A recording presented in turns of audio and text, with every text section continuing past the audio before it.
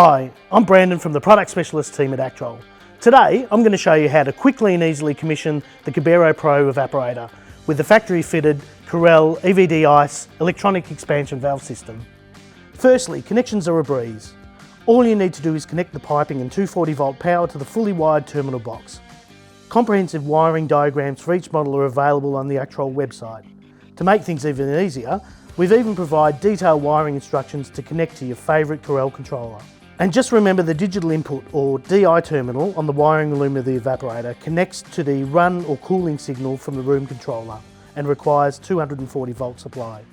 Now that the power's been connected to the EVD Ice unit, we're ready to check and set the parameters and start up the unit. Firstly, press the Program and Set button to access the basic parameter menu. This will allow you to set the two most important parameters, your refrigerant type and your desired superheat. Pressing the Program and Set button will automatically take you to the first parameter, indicated by the horizontal line in the display. A line up the top indicates you're going to be setting the refrigerant type, and similarly, the line at the bottom shows that you're in the superheat setting. The EVD Ice electronic expansion valve system is suitable for 40 refrigerants, including traditional HCFCs, HFCs, HFOs and A2Ls. Each refrigerant has been given a value as indicated on the installation guide. Use the up and down buttons to scroll through the values until you find the one you require. Once found, simply press the Program Set button again to set the value. To make things easier, CABERO have preset the EVD Ice module to be used with R404A with 6K superheat, the most common configuration. Remember though that you still need to move through the menu to confirm both these settings, even though they are the default configuration. Now that you've adjusted the settings, nothing will happen until you initialise the unit. The initialisation step is a critical safeguard to ensure that you've selected the correct refrigerant.